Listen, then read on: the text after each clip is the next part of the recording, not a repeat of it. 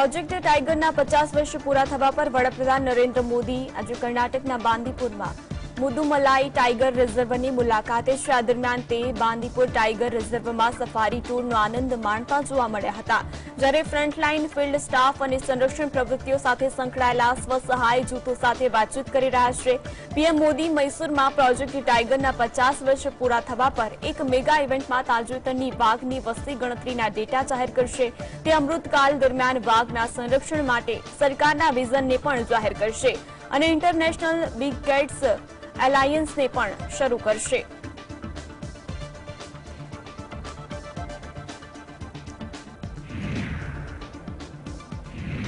તો વડાપ્રધાન મોદી પોતાના લુકને લઈને હંમેશા ચર્ચામાં રહે છે। તેમની શાલ હોય કે પછી ચશ્મા અથવા તો ગોગલ્સ કે કપડાં હંમેશા લોકોનું ધ્યાન ખેંચે છે। તો હાલમાં જ તેમના એક નવા લુક સાથેની તસવીર વાયરલ થઈ રહી છે, જેમાં તેઓ કાળી ટોપી, ખાખી રંગનું પેન્ટ અને પ્રિન્ટેડ ટી શર્ટ અને કાળા શૂઝ સાથે જોવા મળે છે। કહેવાય છે કે વડાપ્રધાન નરેન્દ્ર મોદી આજે રવિવારે આ જ અંદાજમાં જોવા મળશે। કર્ણાટકના બાંદીપુર અને મુદુમલાઈ ટાઈગર રિઝર્વના પ્રવાસે જતા પહેલા તેમણે પોતાની તસવીર સોશિયલ મીડિયા પર શેર કરી હતી। મોદી સરનેમ કેસમાં સભ્યપદ ગુમાવી ચૂકેલા રાહુલ ગાંધી સતત અદાણી મુદ્દે સવાલ ઉઠાવી રહ્યા છે। શનિવારે રાહુલ ગાંધીએ ટ્વીટ કરીને પૂર્વ કોંગ્રેસી પર નિશાન સાધ્યું। રાહુલ ગાંધીએ ટ્વીટમાં લખ્યું કે તે સત્ય છુપાવે છે, તેથી જ તે રોજે રોજ ગેરમાર્ગે દોરે છે। સવાલ એક જ છે, અદાણીની કંપનીઓમાં 20,000 કરોડ બેનામી રૂપિયા કોના છે? તો આ પછી તેમણે એક ફોટો મૂક્યો છે, જેમાં અદાણી લખવામાં આવ્યું છે, પરંતુ અન્ય ઘણા નામો પણ આ જ અક્ષરોથી લખવામાં આવ્યા છે, જેમાં ગુલામ નબી આઝાદ, સિંધિયા, કિરણ કુમાર રેડ્ડી, હિમંત બિસ્વા શર્મા અને અનિલ એન્ટનીના નામ જોવા મળ્યા હતા।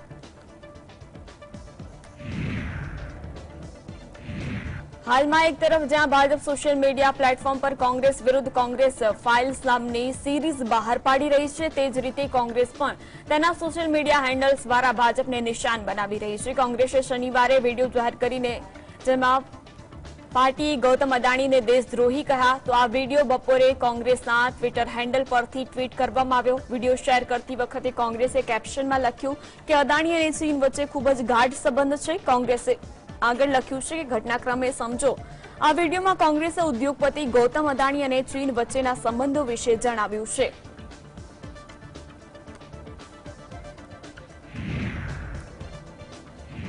એનસીપીના પ્રમુખ શરદ પવારે શનિવારે જણાવ્યું કે વિપક્ષી દળોએ હિન્ડનબર્ગ અદાણી મુદ્દા કરતા મોંઘવારી અને ખેડૂતોના પડતરના પ્રશ્નો પર વધુ ધ્યાન આપવું જોઈએ। તેમણે કહ્યું કે સરકારની ટીકા કરવા માટે અદાણી અંબાણીના નામનો ઉપયોગ કરવામાં આવી રહ્યું છે, પરંતુ આપણે દેશમાં તેમના યોગદાન વિશે પણ ભૂલવું જોઈએ નહીં। તેમણે કહ્યું કે અદાણી વિવાદ મુદ્દે જોઈન્ટ પાર્લામેન્ટરી કમિટીની રચનાની જરૂર નથી। સુપ્રીમ કોર્ટ દ્વારા નિયુક્ત કરાયેલી કમિટી તપાસમાં વધુ નિષ્પક્ષ અને વિશ્વસનીય છે।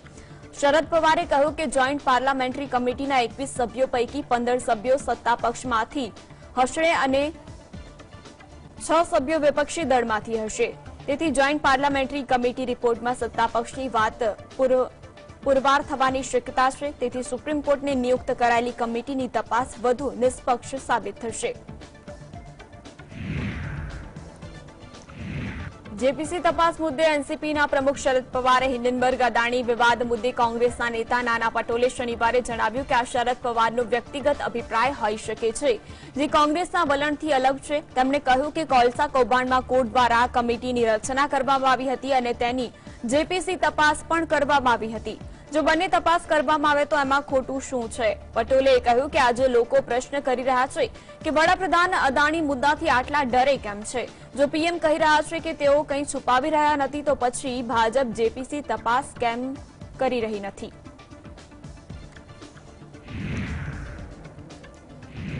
હિન્ડનબર્ગ અદાણી મુદ્દાની તપાસ માટે જેપીસી રચનાની માંગ મુદ્દે શરદ પવારે આપેલા નિવેદન પર આરજેડીના સાંસદ મનોજ ઝાએ જણાવ્યું કે શરદ પવાર ખૂબ જ વરિષ્ઠ નેતા છે। તેમણે કહ્યું કે જેપીસી તપાસ મુદ્દે વિપક્ષમાં સામૂહિકતા છે, જોકે શરદ પવાર પોતાના વિચાર વ્યક્ત કરવા માટે સ્વતંત્ર છે। તો બોફર્સ હર્ષદ મહેતા કૌભાંડમાં પણ જેપીસીની રચના કરવામાં આવી હતી। લોકતંત્રમાં સામૂહિકતા મહત્વપૂર્ણ છે। મનોજ ઝાએ કહ્યું કે હિન્ડનબર્ગ અદાણી મુદ્દો ચિંતાજનક છે। તેમણે કહ્યું કે સરકાર ચર્ચાથી કેમ ભાગી રહી છે? दूध का दूध पानी का पानी हो जाएगा। सरकार चर्चा से क्यों भाग रही है? अगर कुछ नहीं तो गौतम अडानी के बारे में जितनी चीजें पब्लिक डोमेन में आई हैं उस पर चर्चा हो। अरे आपके पास तो नंबर है सदन में, लोकसभा में 303, अब राज्यसभा में भी आपके पास मैनेज्ड मेजॉरिटी है, तो चिंता नहीं होनी चाहिए। आपकी चर्चा से आपका भागना ये बताता है कि बेखुदी बेसबब नहीं गालिब, कुछ तो है जिसकी पर्दादारी। તો આજે બીજેપી કર્ણાટક વિધાનસભા ચૂંટણી માટે પોતાના ઉમેદવારોના નામની જાહેરાત કરી શકે છે। ભાજપની કેન્દ્રીય ચૂંટણી સમિતિની બેઠક યોજાવાની છે। આ બેઠકમાં ઉમેદવારોના નામ ફાઇનલ થવાની શક્યતા છે। તો આ પહેલા શનિવારે ભારતીય જનતા પાર્ટીના સંસદીય દળની બેઠક નવી દિલ્હીમાં પાર્ટી અધ્યક્ષ જેપી નડ્ડાના નિવાસસ્થાન પર મળી હતી। આ બેઠકમાં કેન્દ્રીય ગૃહપ્રધાન અમિત શાહ અને કર્ણાટકના મુખ્યપ્રધાન બસવરાજ બોમ્માઈએ હાજરી આપી હતી। તો બંધ બારણે યોજાયેલી આ બેઠકમાં સંભવિત ઉમેદવારોના નામ પર ચર્ચા કરવામાં આવી હતી। सूत्रों द्वारा कर्नाटकनी विधानसभानी चूंटणीना उम्मीदवारोनी यादी लगभग तैयार थई गई छे। रविवारे योजानारी पार्टीनी केंद्रीय चूंटणी समितिनी बैठकमां चर्चा बाद तेना पर मोहर लागी शके छे। तो 224 सभ्योनी कर्नाटक विधानसभा माटे 10 मेना रोज मतदान थशे अने मतगणतरी 13 मेना रोज थशे। भाजपे हजू सुधी पोताना उम्मीदवारोनी जाहेरात करी नथी।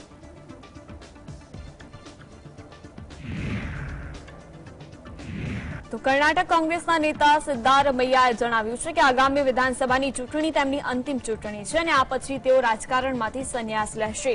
आ मुद्दे बातचीत करता सिद्धारमैयाए कह्युं कि कर्नाटक विधानसभानी चूंटणीमां तेओ वरुणा विधानसभा बेठक परथी चूंटणी लड़ी रह्या छे। तो सिद्धारमैयाए जणाव्युं के तेओ राजकारणमां सक्रिय रहेशे परंतु दिल्हीमां आपवामां आवता कोई पण पदनो स्वीकार नहीं करे। તેમણે કહ્યું કે મને ચૂંટણી લડવાની ઈચ્છા નથી પરંતુ કોલારના લોકો ઈચ્છી રહ્યા છે અને માટે તેઓ વરુણા વિધાનસભા બેઠક પરથી ચૂંટણી લડી રહ્યા છે। તો સિદ્ધારમૈયાએ કહ્યું કે કોંગ્રેસ પાર્ટીને આ વખતે વિધાનસભાની ચૂંટણીમાં 130 થી વધુ બેઠકો જીતશે તેવી આશા છે। કોંગ્રેસ પાર્ટી પ્રદેશમાં બહુમત સાથે સત્તામાં આવશે તો લોકોએ સત્તા પરિવર્તનનો મન બનાવી લીધું છે।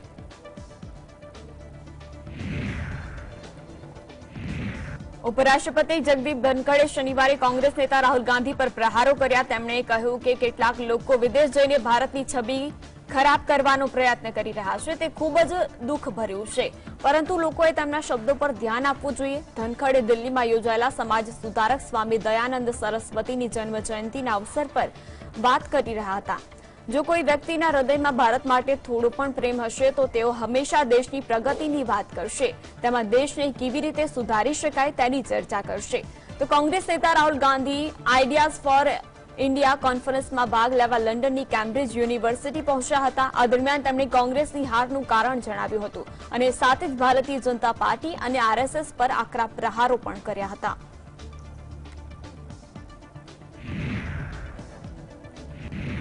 વડાપ્રધાન મોદી ગુરુવારે સિકંદરાબાદથી તિરુપતિ રૂટની વંદે ભારત ટ્રેનને લીલી ઝંડી બતાવી તેનું લોકાર્પણ કર્યું। તો પીએમ મોદીએ કહ્યું કે આ આધુનિક ટ્રેન હવે ભાગ્યલક્ષ્મી મંદિરના શહેરને ભગવાન વેંકટેશ્વર ધામ તિરુપતિ સાથે જોડશે। આ વંદે ભારત ટ્રેન આસ્થા, આધુનિકતા અને ટુરિઝમને કનેક્ટ કરશે।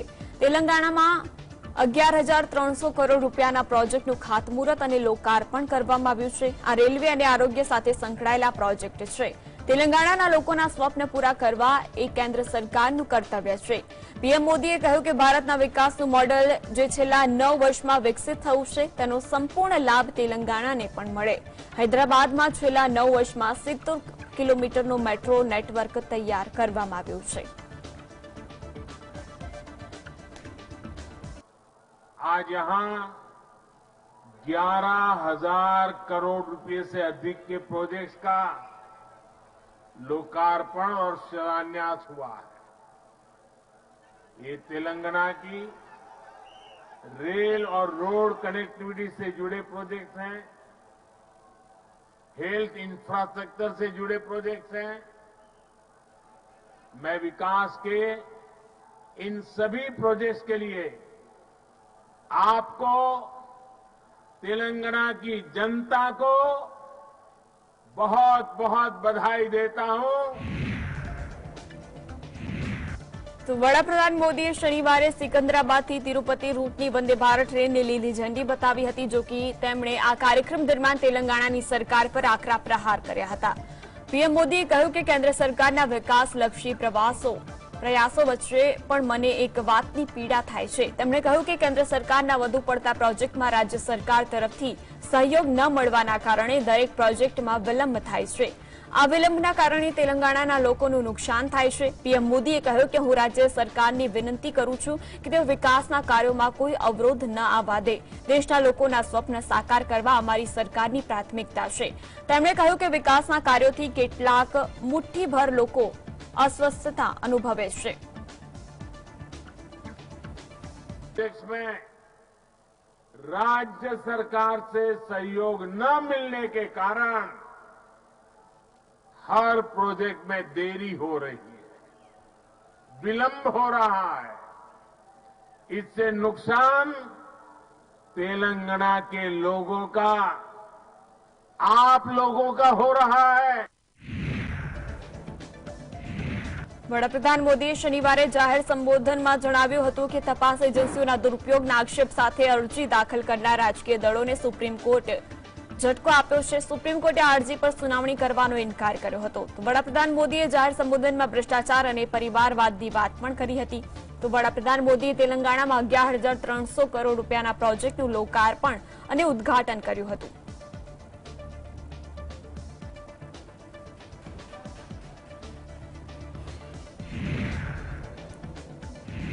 કર્ણાટક વિધાનસભાની ચૂંટણી માટે ઉમેદવારોના નામ પર ચર્ચા કરવા માટે ભાજપના રાષ્ટ્રીય અધ્યક્ષ જેપી નડ્ડાના નિવાસસ્થાને ભાજપની પાર્લામેન્ટરી બોર્ડની બેઠક થઈ હતી. આ બેઠકમાં કેન્દ્રીય ગૃહમંત્રી અમિત શાહ પણ હાજર રહ્યા હતા. કર્ણાટક ભાજપના પ્રમુખ નલિન કુમાર કાતિલ, કર્ણાટકના પૂર્વ મુખ્યમંત્રી બીએસ યેદુરપ્પા, મનસુખ માંડવિયા સહિતના નેતા પણ હાજર રહ્યા હતા. સૂત્રો પાસેથી મળતી માહિતી પ્રમાણે પાર્ટીની સેન્ટ્રલ ઇલેક્શન કમિટીની બેઠક રવિવારે યોજાઈ શકે છે. તો કર્ણાટકના મુખ્યમંત્રી બસવરાજ બોમ્માઈએ કર્ણાટક વિધાનસભાના 224 ઉમેદવારોના નામ નક્કી કરવા માટે ભાજપની કોર કમિટીની બેઠક યોજાશે. કર્ણાટકમાં 10મી મેના રોજ મતદાન થશે અને 13મી મે મતગણતરી થશે.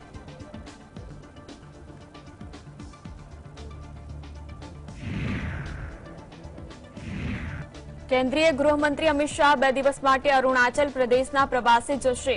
8મી અને 9મી એપ્રિલના રોજ અમિત શાહ ચીન અરુણાચલ પ્રદેશ સરહદ પાસે આવેલા કિબીથોમાં વાઇબ્રન્ટ વિલેજ પ્રોગ્રામ લોન્ચ કરશે. ગૃહ મંત્રાલય તરફથી જારી કરવામાં આવેલા નિવેદનમાં જણાવવામાં આવ્યું છે કે વડાપ્રધાન મોદીના નેતૃત્વમાં કેન્દ્ર સરકારે વાઇબ્રન્ટ વિલેજ પ્રોગ્રામ હેઠળ નાણાકીય વર્ષ 2022-23 થી 2025-26 દરમિયાન 4,800 કરોડ રૂપિયાની ફાળવણીને મંજૂરી આપી છે. તો 10મી એપ્રિલના રોજ અરુણાચલ પ્રદેશમાં અમિત શાહ રાજ્ય સરકારના માઇક્રો હાઇડલ પ્રોજેક્ટનું લોકાર્પણ કરશે અને આ પ્રોજેક્ટ હેઠળ સરહદી વિસ્તારમાં રહેતા લોકોના ઘરમાં વીજ સુવિધા ઉપલબ્ધ કરાવશે. તો આ સાથે અમિત શાહ આઈટીબીપીના અનેક પ્રોજેક્ટનું પણ લોકાર્પણ કરશે. 11મી એપ્રિલના રોજ નામતીમાં વાલોંગ વોર મેમોરિયલ ખાતે શહીદોને શ્રદ્ધાંજલિ પણ આપશે.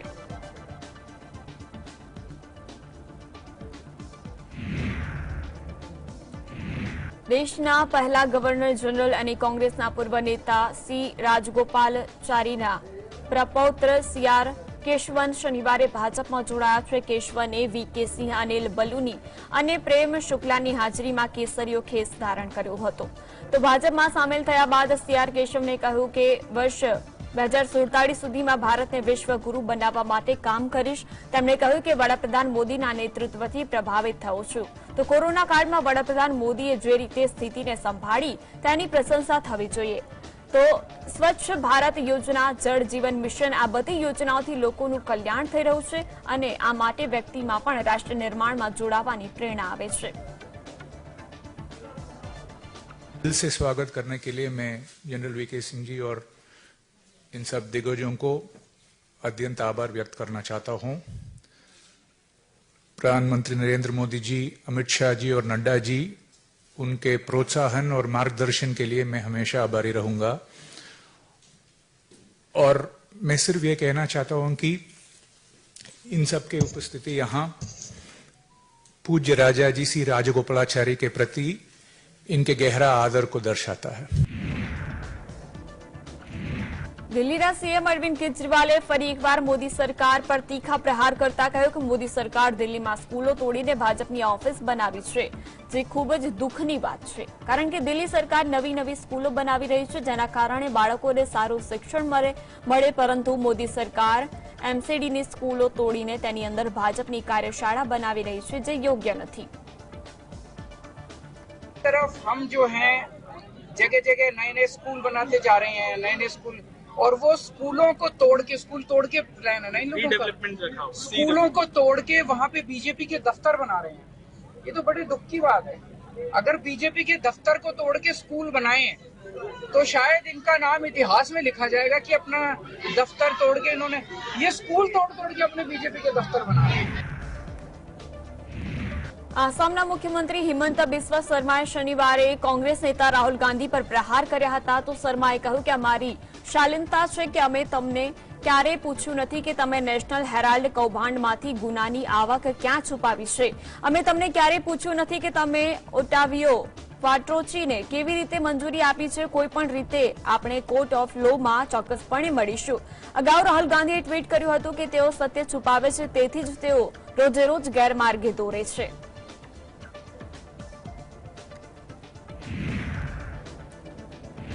મહારાષ્ટ્રના મુખ્યપ્રધાન બન્યા બાદ એકનાથ શિંદે પહેલીવાર અયોધ્યા જઈ રહ્યા છે. ત્યારે અયોધ્યામાં ઠેર ઠેર તેમના સ્વાગત માટે પોસ્ટરો લાગેલા છે. એકનાથ શિંદે તેમના સાથીઓ અયોધ્યામાં નિર્માણ થઈ રહેલા રામ મંદિરની પણ મુલાકાત લેશે અને ત્યાં પ્રાર્થના કરશે. તો આ સાથે જ તેઓ સરયુ નદી કિનારે આરતીમાં પણ ભાગ લેશે. એકનાથ શિંદે સમૂહની શિવસેના પાર્ટીએ તેમના ધારાસભ્યો, સાંસદો અને પદાધિકારીઓને રોકાવા માટે પણ અયોધ્યામાં હોટલ, ગેસ્ટ હાઉસ અને ધર્મશાળા પણ બુક કરાવી છે. તો એકનાથ શિંદે સમૂહની શિવસેના હિન્દુત્વના મુદ્દા પર પોતાને સ્થાપિત કરવા માંગે છે અને આ યાત્રા તેમાં निर्णायक સાબિત થઈ શકે છે. તો એકનાથ શિંદે હનુમાનગઢી પણ જશે અને ત્યાં પૂજાપાઠ પણ કરશે. उत्साहित है सब लोग और मैं उनको धन्यवाद देना चाहता हूँ. यहाँ पर अपार उत्साह है, जन समुदाय यहाँ पर उपस्थित है, राम भक्त उपस्थित है, हमारे भाजपा शिवसेना के कार्यकर्ता उपस्थित है और योगी जी के मंत्री वो भी यहाँ पर उपस्थित है. मैं उनको सभी लोगों को धन्यवाद देना चाहता हूँ. यहाँ पर लखनऊ से लेके अयोध्या में इतना बड़ा माहौल बन गया है, पूरा भगवा माहौल है और सभी लोग उत्साहित है. उनका मैं स्वागत करता हूँ. તો ભાજપના રાષ્ટ્રીય મહાસચિવ કૈલાશ વિજયવર્ગીયે મહિલાઓના વસ્ત્રો મામલે વિવાદિત નિવેદન આપ્યું હતું, જે બાદ મધ્યપ્રદેશના કેબિનેટ મંત્રી ઉષા ઠાકુરે આ મામલે નિવેદન આપતા કહ્યું કે આપણા કપડાં એટલા શિષ્ટ હોવા જોઈએ કે આપણા જ્યાં પણ સાર્વજનિક સ્થળો પર જઈએ ત્યાં આપણે સારા લાગીએ અને જો કોઈ સનાતન પરંપરાનું પાલન ન કરીને વૈદિક સત્યથી વિરુદ્ધ દિશામાં જાય તો તે શૈતાની વૃત્તિ કહેવાય છે. पाश्चात्य संस्कृति जिस प्रकार से हावी हो रही है, आप सब भी और हम सब भी नित्य प्रति देखते हैं साथियों. और जो बार बार मैं निवेदन करती हूँ कि यदि सभी समस्याओं का हल कहीं है तो वैदिक जीवन पद्धति में, सत्य सनातन परंपराओं में. जरा आप वेदों को उठा के पढ़िए तो हमारे वस्त्र कैसे हो, हमारा रहन सहन हमारा क्या होना चाहिए. हमारे वस्त्र इतने शालीन और इतने सभ्य होना चाहिए जब हम सार्वजनिक स्थानों पर होते हैं कि हमारे को देखकर किसी के भी मन में कोई दुराभाव कभी भी जन्म ना ले. કેન્દ્રીય મંત્રી નરેન્દ્રસિંહ તોમર રાહુલ ગાંધીને સજા મામલે જણાવ્યું કે જો રાહુલ ગાંધીને સજા થાય છે તો રાહુલ ગાંધીએ આત્મમંથન કરવું જોઈએ. સજા તેમના કૃત્યના કારણે થઈ છે, જેમાં ભાજપ કોંગ્રેસને ડરાવે છે કે પછી ધમકી આપે છે તેવી કોઈ વાત જ નથી. નરેન્દ્રસિંહ તોમરે વધુમાં કહ્યું કે તેમણે કોર્ટમાં પિટિશન દાખલ કરી છે, તેમણે પોતાનો પક્ષ રાખવો જોઈએ અને દલીલો પણ કરવી જોઈએ. देखिए, कांग्रेस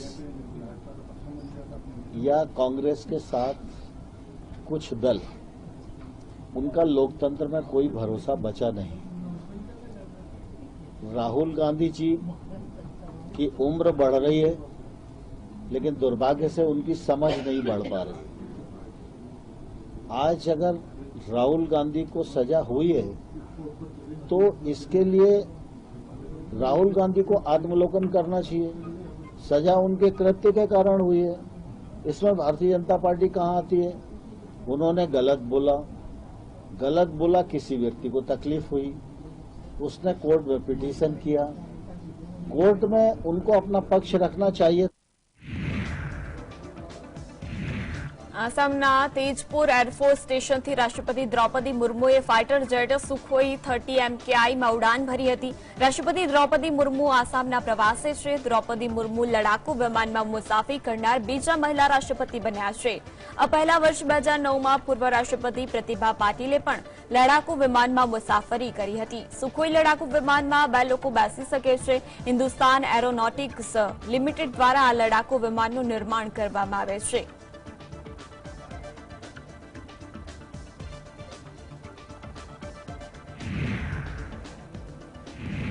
રામનવમીના અવસર પર બિહાર અને પશ્ચિમ બંગાળમાં હિંસા ફાટી નીકળી હતી. બીજી તરફ હૈદરાબાદમાં રામનવમીની શોભાયાત્રા પર લોકો નાથુરામ ગોડસેની તસવીર લઈને નાચતા નજરે પડ્યા હતા. તો આ મામલે સાંસદ અને AIMIM ચીફ અસદુદ્દીન ઓવૈસીની પ્રતિક્રિયા સામે આવી છે.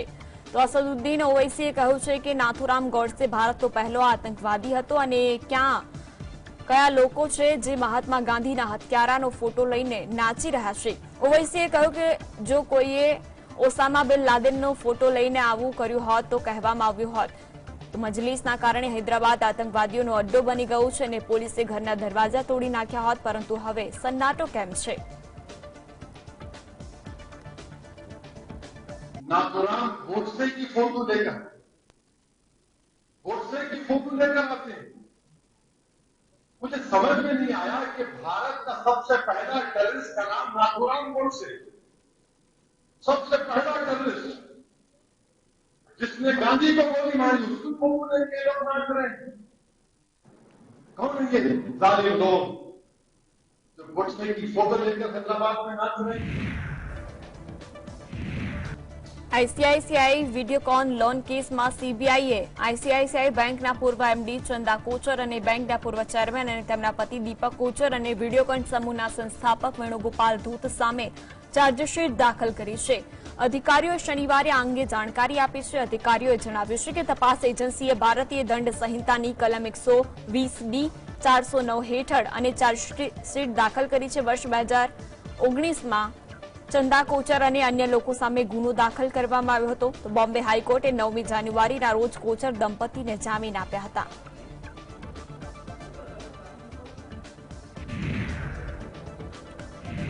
દેશમાં કોરોનાના નવા કેસની સંખ્યામાં વધારો થઈ રહ્યો છે. દેશમાં કોરોનાના નવા 6,155 કેસ સામે આવ્યા છે. આ બાદ હવે કોરોનાના એક્ટિવ કેસોની સંખ્યા વધીને 31,000ને પાર પહોંચી ગઈ છે. કોંગ્રેસના ત્યારે કોરોનાના કારણે મહારાષ્ટ્ર, દિલ્હી અને ચંદીગઢમાં, હિમાચલ પ્રદેશમાં એક દર્દીઓના મોત નિપજ્યા છે. આમ કોરોનાના કારણે 9 લોકોના મોત થયા છે.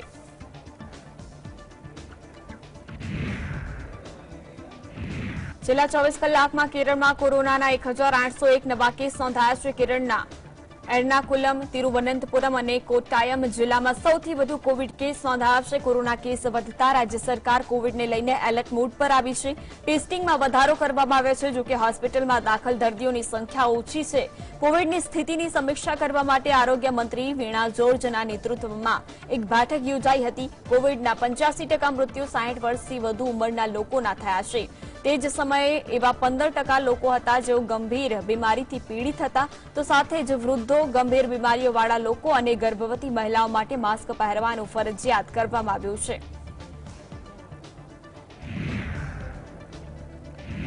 તો ફેમિના મિસ ઇન્ડિયા 2023ના તમામ વિજેતાઓ ભારતના પૂર્વોત્તર રાજ્ય મણિપુરમ પહોંચી ચૂક્યા છે. મણિપુરના ઇમ્ફાલ એરપોર્ટ પર દરેકનું ભવ્ય સ્વાગત કરવામાં આવ્યું. સ્થાનિક લોકોએ સૌનું ઉષ્માભેર રીતે સ્વાગત કર્યું અને રાજ્યોનો પરંપરાગત પહેરવેશ ભેટ સ્વરૂપે અર્પણ કર્યા હતા. મણિપુરના સમૃદ્ધ સાંસ્કૃતિક વારસાને દર્શાવતા રાજ્યના વિજેતાઓને ઉત્કૃષ્ટ મણિપુર ટોપી પહેરાવવામાં આવી હતી. આ પ્રતિભાશાળી સુંદરીઓ હવે પ્રતિષ્ઠિત તાજ હાંસલ કરવા માટે તેમની યાત્રા શરૂ કરવા માટે તૈયાર છે. તો યુક્રેનના વિદેશ મંત્રી એમિન ઝાપારોવા માટે 9 થી 12 એપ્રિલ સુધી ભારતની સત્તાવાર મુલાકાતે આવી રહ્યા છે. ત્યારે આ મુલાકાત દરમિયાન ઝાપારોવા વિદેશ મંત્રાલયના સચિવ સંજય વર્મા સાથે વાટાઘાટો કરશે, જ્યાં બંને દેશો દ્વિપક્ષીય સંબંધો, યુક્રેનની વર્તમાન સ્થિતિ અને પરસ્પર હિતના વૈશ્વિક મુદ્દાઓ પર વિચારોનું આદાન પ્રદાન કરશે. છેલ્લા 30 વર્ષોમાં બંને દેશો વચ્ચે દ્વિપક્ષીય સહકારે વેપાર, શિક્ષણ, સંસ્કૃતિ અને સંરક્ષણ ક્ષેત્રે નોંધપાત્ર પ્રગતિ કરી છે. મહત્વનું છે કે યુદ્ધની શરૂઆતથી જ વડાપ્રધાન મોદી રશિયન રાષ્ટ્રપતિ વ્લાદિમીર પુતિન તેમજ યુક્રેનિયન નેતા ઝેલેન્સ્કી સાથે ઘણી વખત વાતચીત કરી ચૂક્યા છે.